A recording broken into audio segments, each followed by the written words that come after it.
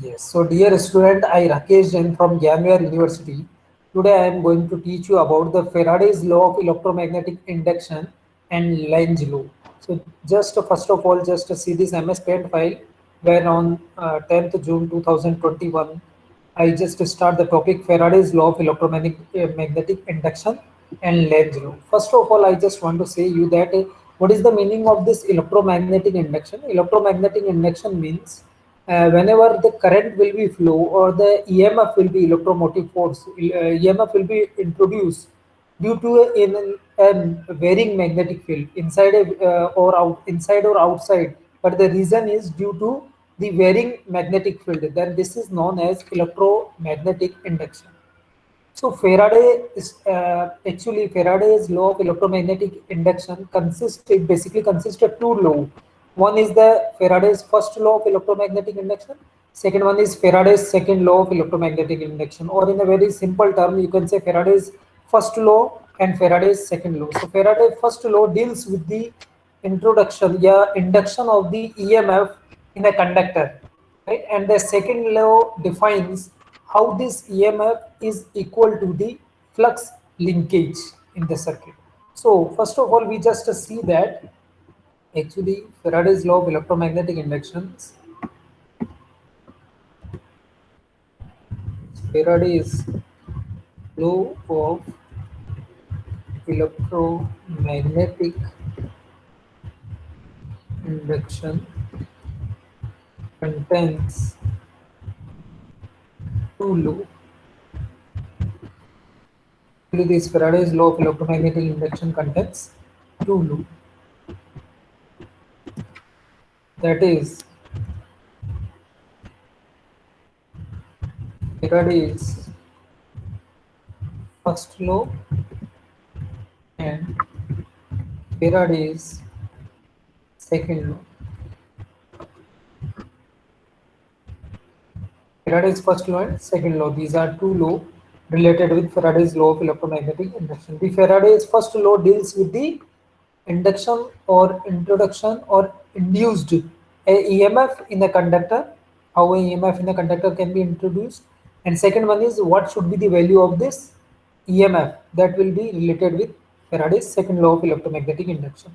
So let Faraday just say that if there is a coil which is connected with a galvanometer or any meter, let's suppose this is a coil. Let's suppose we have a coil. Faraday is how we check the that. Let's suppose there is a coil which is connected with a galvanometer.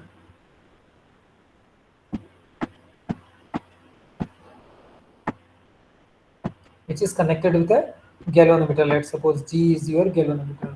Okay, whenever the it will be in middle side, it means null position. Whenever at the I just mark this arrow to show you that how position will be changed. So let's suppose in the straight condition it is a null condition. Okay, so whenever there is a coil which is connected with a galvanometer, just if we put a bar magnet, any magnet in which two poles are there, the north pole and south pole, so any magnet we just put near the, just move that magnet near the coil, then automatically the galvanometer show you deflection at one side. And whenever we just move that coil away from that sorry magnet away from that coil, then the deflection in the galvanometer will be opposite side compared with the previous condition. And at a position whenever it is far apart from that coil, null condition will be there. So the introduction of this EMF show you how the conductor contains the galvanometer deflections due to the magnetic field. What I want to say, let a bar magnet is placed. Let this is a bar magnet. Let this is a magnet. We just place near the. Well, let this is a magnet. Okay.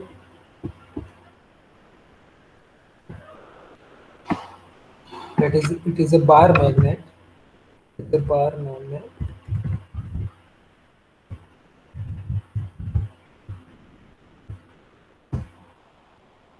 That this is a bar magnet, and which is just placed near the coil, near that coil. Okay, let's suppose this is the first condition when a bar magnet is far apart from this coil and there is no deflection in the current. In the second condition, when we just move this bar magnet towards the galvanometer, the second condition, we just move this bar magnet towards the or near to the galvanometer, then automatically there will be a deflection in the galvanometer.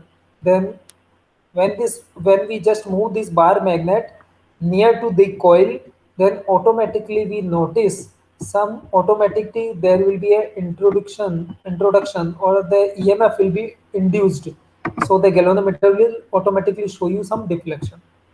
And whenever we just move this magnet towards opposite side or just away from that coil, then we will see the deflection at another side. Let we just move this bar magnet towards this side, then what will happen? Let this is the first condition when the bar magnet is far apart from this.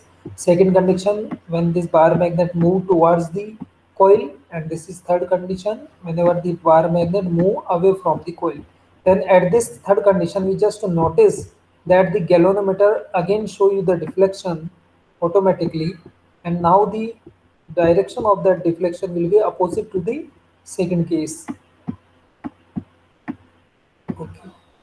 So this is Faraday's first law of electromagnetic induction, that due to the varying magnetic field, there will be a EMF will be introduced.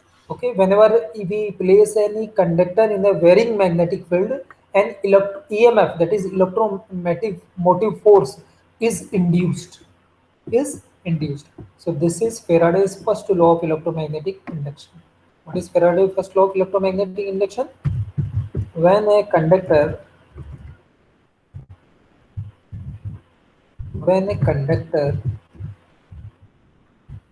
placed in a varying magnetic field,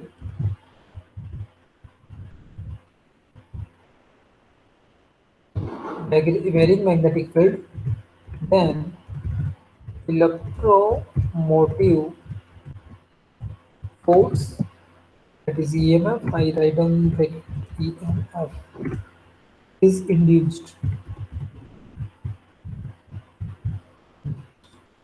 This is Faraday's first law of electromagnetic induction. I just write down this here.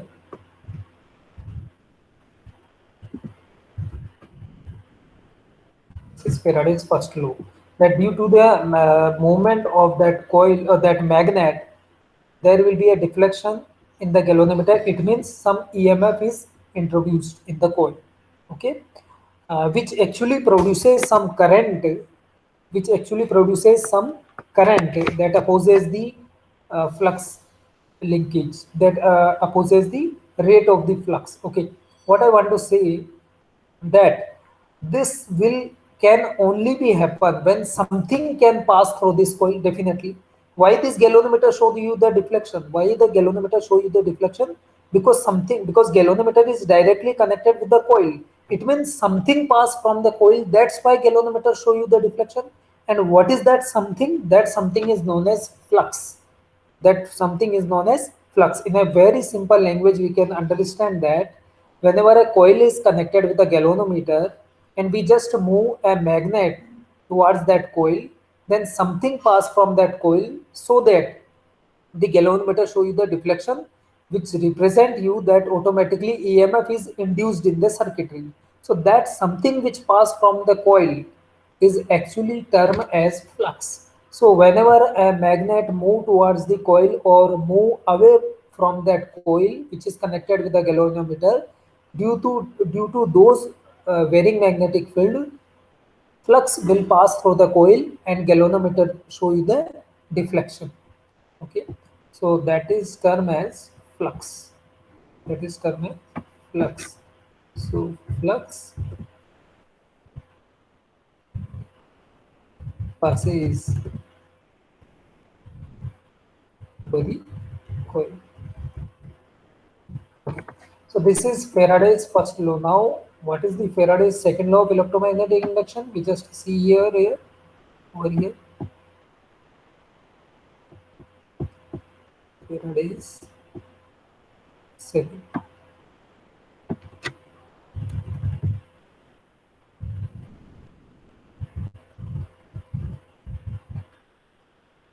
The Faraday's second law is related with the same thing which we just see here, that but it show you what is the magnitude of that induced EMF. It state that the flux is the induced EMF of the coil because of the movement, because of the varying magnetic field near the coil which is connected with the galvanometer. Some EMF is induced. This was the statement of Faraday's first law. Now this induced EMF is actually equal to the flux linkage. Okay, flux linkage means the rate of change of flux. Flux is denoted by phi actually. This flux is denoted in standard as phi. This flux is induced at phi. So rate of change of this flux with respect to time, that is d phi by dt. Rate of change of this flux with respect to time. So this is d phi by dt. When this rate of change of flux with respect to time is multiplied by the total number of turns in the coil. How many number of turns in the coil? How many these turns are there in the coil? These are known as number of turns. So whenever the number of turns multiply by the rate of change of the flux, this is known as together as flux linkage. This is known as flux linkage. This together is known as a single term which is known as flux linkage, which is known as flux linkage. So Faraday's second law is related with this flux linkage. Flux linkage. So Faraday's second law states that the induced EMF is actually equal to this flux linkage. Okay, the induced EMF of a coil is equal to the rate of change of flux linkage. We can say, or we can say it is equal to the number of turns multiplied by d phi by dt, or in a very simple term we can say, see here, that the induced EMF, let's suppose it is denoted by E, let it is denoted by epsilon or E, is proportional to the rate of change of flux with respect to time. So Faraday's second law states that the induced EMF in a coil, I just write down the statement, the induced EMF, that is electromotive force, the induced EMF in the coil is proportional to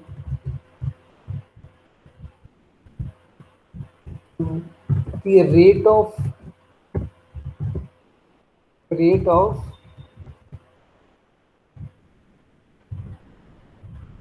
change of flux with respect to time. With respect to time. Okay, so the induced EMF in the coil is proportional to the rate of change of flux with respect to time, and whenever we remove that proportional sign, definitely there will be some constant will become, and this constant is actually the number of turns of the coil. So the induced EMF is equal to the flux linkage.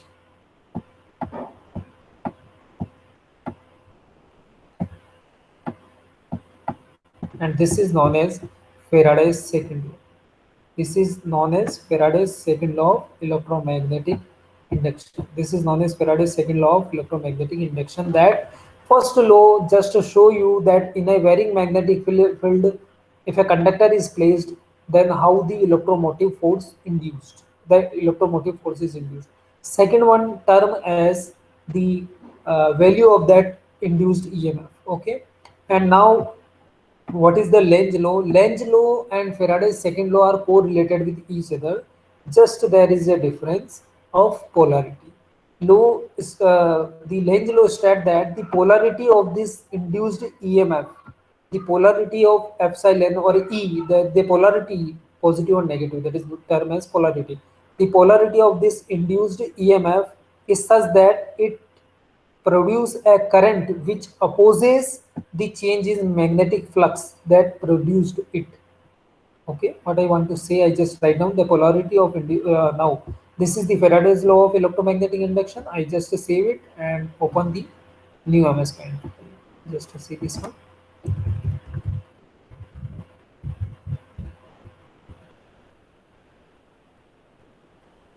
Now, what is the Lenz law? Lenz law is what? Lenz law states that the polarity of the induced EMF, polarity of induced EMF, that is electromotive force, this polarity of this induced EMF is such that it tends to oppose is such that it tends to oppose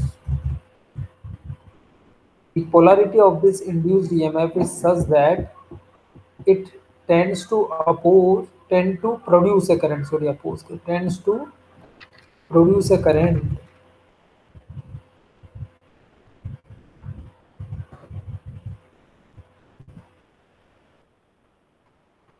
tends to produce a current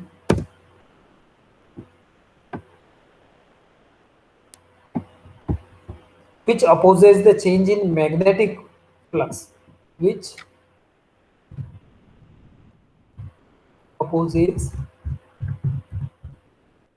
the change in magnetic flux, which actually produced it, which produced it. What I want to say, the polarity of the induced EMF is such that it tends to produce a current which opposes the change in magnetic flux, which actually produced it. The polarity of induced EMF is such that it tends to produce a current which opposes the change in magnetic field or magnetic flux, we can write down magnetic flux that produced it. So in a numeric manner, in a formula manner, we can say that this induced EMF is actually, instead of directly equal to the flux linkage, that is like Faraday's second law, E is equal to N d phi by dt. One more term is introduced, and this term is negative sign. This is known as Lenz law. That Lenz law, just to show you that the rate of change of flux linkage is of opposite polarity compared with the induced EMF, compared with the induced EMF. Okay, this is what which produces EMF that generates a current which opposes the change in magnetic field. So just to see the previous slide which I just shown you. Wait, I just save it first of all. Now see this one. Just this previous slide which I taught you. In that case, you saw that the induced EMF is equal to N d phi by dt, N d phi by dt, because it was proportional to the rate of change of flux. But in case of Lenz law, you just see that actually it is not directly equal to the flux linkage, that is N d phi by dt. It is actually equal to minus N d phi by dt. It means polarity is opposite. So this is known as Lenz law. Now, where we can use this Faraday's law, which we saw, what was the application? Why we heard about that? Why we learn about that Faraday's law? Because Faraday's law are used in various things which are now a part and parcel of our life. Okay, nowadays, you use the transformers for the supply to build any circuits to convert AC into AC. You use the transformer. Transformer uses the principle of Faraday's law of electromagnetic induction also. Okay, uh, some electric irons are also on the principle of this Faraday's law of electromagnetic inductions. So we can say Faraday's law of electromagnetic inductions are very useful for nowadays. Okay, we can say electric guitar, electric violin, induction cookers. These all are related with Faraday's law of electromagnetic induction. So I just write down those applications here for your knowledge.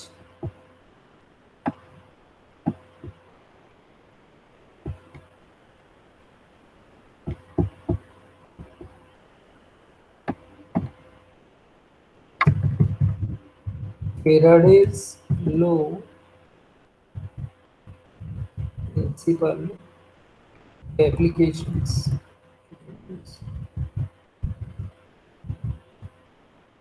Applications can be used in electric violin or guitar. We can say electric guitar or violin, electric playing instrument, okay, music instrument, or transformers, induction,